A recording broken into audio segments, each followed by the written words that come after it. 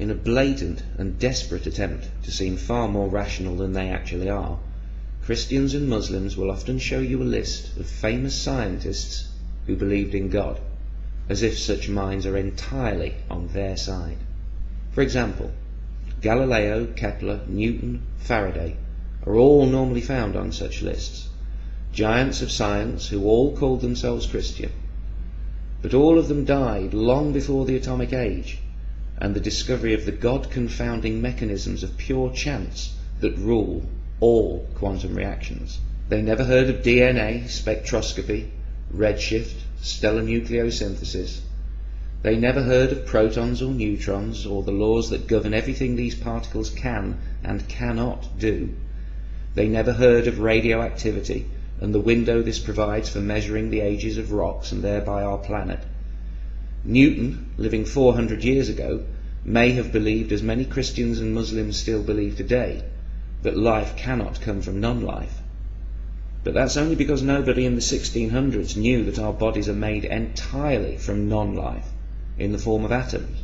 Would Faraday or Kepler have endorsed the biblical creation story had their minds encountered the explanatory power of the DNA molecule, the data behind the rates and causes of genetic mutation, the vast timescales involved, not to mention the highly detailed mathematics and observations that underpin 21st century cosmology? We'll never know, but there's plenty of statistical evidence to suggest that in the information age at least, the more you know, the less likely you are to believe that the creator of the universe cares what you do with your sexual organs, or which direction you pray in, or even if you pray at all. In an attempt to make up for this embarrassing lack of modern scientists prepared to sign up to an even partially literal interpretation of any holy book, the Christians and Muslims, or affiliated sociopaths, will tell you about recent surveys where many modern scientists have gone on record as saying they believe in God. But this too is extremely deceptive. The scientists in these surveys are only asked if they believe in God, a question so vague as to have 6.5 billion meanings. If the survey asked them if they believed in hell or in a God who wants women to cover their hair, the ticks would become crosses and the believer would dismiss the survey as God-hating propaganda, when all that's really changed is the question asked. How many scientists in those surveys who put a tick in the God box don't really apply their science to their religion? How many of those on the list are physicists, amongst whom belief in a personal God is almost non-existent? How many are deists, who don't believe in a God who keeps the buses running on time? How many just tick the box to keep mum happy? How many other scientists, simply by ticking the God box, carelessly allowed their vague sense of spirituality to be confused by a religious nutjob as an expression of belief in their vengeful, mass-murdering, egomaniacal God? If we removed from the list all those scientists who don't believe in hell, I wonder how many names would remain. I think the long list would become a very short, very unimpressive one. Whatever such surveys say, only a tiny, microscopic proportion of qualified, reputable scientists believe in what the believer would call God. The fear-perpetuating religious bigot calls this breathtaking arrogance on the scientist's part. They call it pride, ignorance, denial. But what most of the religious have never and never will understand is the real reason why the scientific mind can dismiss their threats of hellfire with an amused smile. How can scientists be so sure? Why aren't the scientists afraid? Why don't scientists fear hell? What makes the scientific mind so completely immune to this and so many other fears that haunt so many other people? For once, cut away the bullshit. The holy books tell you that you will burn if you don't believe.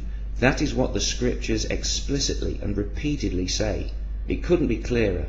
Even today there's no more painful way to die, let alone to spend eternity, and that alone should tell you why the threat is in the holy books in the first place. But let's look deeper still, through scientists' eyes. We've all been hypnotized by flames. Fire has a unique kind of magic. For most of human history, fire was magic. It's no surprise that it was the gods' tool of choice when the gods, worried by dwindling or fickle support, eventually and inevitably went into the eternal torture business.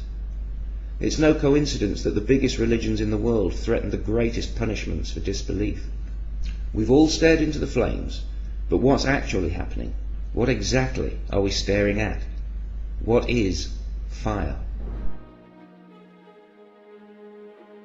Fire is a chemical reaction requiring three components: an oxidizing gas, usually oxygen itself, a combustible source of fuel such as wood or petrol, and a source of energy sufficient to heat the fuel to its ignition temperature.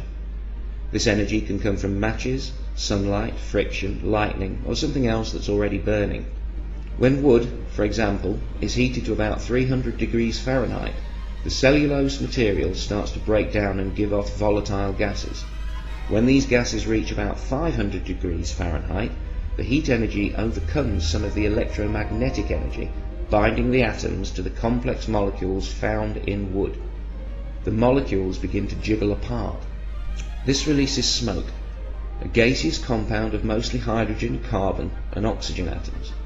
These briefly free atoms are then suddenly and violently drawn, by electromagnetism again, to combine with oxygen atoms eager to share electrons with elements with one or two to spare. This reconfiguration happens almost instantly. Fire is a brief outbreak of chemical freedom, as atoms and molecules race to rearrange themselves into the lowest and therefore most stable energy states available. In the process, atoms release the energy they no longer need for stability, in the form of light. Firelight is just the same as any other light. Trillions upon trillions of wave-like particles called photons hitting the back of your eye. Photons are emitted by electrons as they change energy states. Each photon is a packet of electromagnetic radiation exchanged between particles like currency during quantum transactions, always precisely balancing the conservation equations of quantum mechanics. A flame is just a gas heated to the point where the atoms shake so much they spit out light. Fire is an electric phenomenon.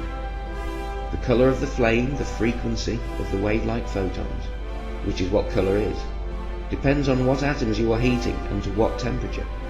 The different colours within any flame are caused by uneven temperature. The hottest, or more energetic part of the flame usually glows blue, a higher frequency than the less energetic frequencies, such as orange or yellow.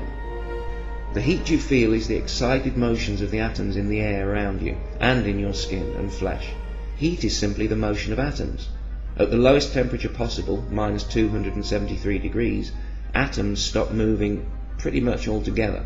That is why no lower temperature is possible. You can't have less motion than none. In living tissue, when atoms jiggle too fast, they hit other atoms too hard, creating pressure that can damage cells, resulting in pain signals sent along nerves to your brain. If something hot burns you, some of your atoms simply jiggled too fast. Fire, or combustion, is the process of oxidization. So is rusting.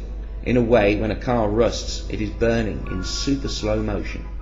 If it weren't for the fact that we have evolved to make use of oxygen's reactivity in our biochemistry, you could say oxygen is damn dangerous stuff. That was, briefly, how a scientist sees fire. The actual understanding goes far, far deeper. But what does it all mean? It means that without atoms and other subatomic particles and laws, there can be no flame. Rigid physical laws make fire possible. Anywhere there is fire, there will also be electricity, solid matter, and oxygen. If hell were real, we could watch TV or escape into fresh air. You're not going to burn after you die. If we go anywhere after death, we go there without our atoms. And when the religious try and keep the fear in you, it's like a test. Is your mind strong enough to see through it? Do you know enough to laugh? Can you tell mindless bullshit from facts and reasoning? If someone tells you that you're going to burn in hell, and you demonstrate that you understand exactly what fire is, I guarantee that they will then tell you that the fire in hell is not like real fire. The flames need no fuel or oxygen, electrons or photons, but it burns just the same. Jiggling atoms that aren't there. In short, they're telling you that the fire in hell is magic fire. Religion only exists because most kids believe in magic, and all adults were once kids. Welcome to organized religion, where everything means nothing, and nothing means everything. where knowledge is ignorance and answers only lead to confusion. But just as those least likely to believe in magic are professional magicians, those least likely to believe in the supernatural are those with a firm understanding of the natural.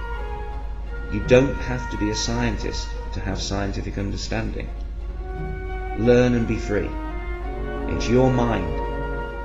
Fight for it.